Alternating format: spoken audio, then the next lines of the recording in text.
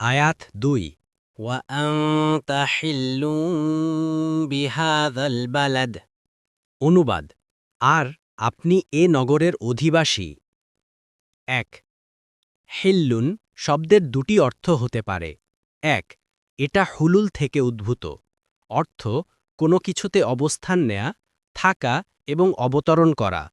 সে হিসেবে আয়াতের মর্মার্থ এই যে মক্কা নগরী নিজেও সম্মানিত এবং পবিত্র, বিশেষত আপনিও এই নগরীতে বসবাস করেন। বসবাসকারীর শ্রেষ্ঠত্বের দরুনও বাসস্থানের শ্রেষ্ঠত্ব বেড়ে গেছে। কাজেই আপনার বসবাসের কারণে এই নগরীর মাহাত্ম্য এবং সম্মান দ্বিগুণ হয়ে গেছে। ফতহুল কাদির ২ এটা হালাল থেকে উদ্ভূত, অর্থ হালাল হওয়া।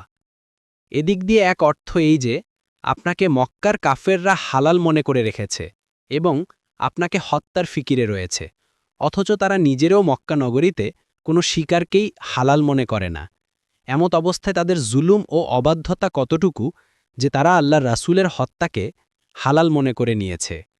অপর অর্থ এই যে আপনার জন্য মক্কার হারামে কাফেরদের বিরুদ্ধে যুদ্ধ করা হালাল করে দেওয়া হবে। ইবনু কাফির বস্তুত মক্কা বিজয়ের সময় একদিনের জন্যেই তাই করা হয়েছিল।